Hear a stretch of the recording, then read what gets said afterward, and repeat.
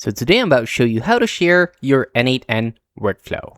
First, open the specific workflow you want to distribute, navigate to the top right-hand corner of your canvas, and click on Share button. A collaboration modal will pop up. In the Add Users input box, type your teammate's account email address. Select their user profile and hit Save to instantly grant them internal access to your automation. Note that workflow sharing is natively built into N8N Pro and Enterprise plans. If you're working out of a shared team space, simply moving your workflow file into a unified project folder automatically shares editing rights with every project member without needing to invite them individually. Pro tip, if you are using the free self-hosted community edition, you won't have a native cloud share button.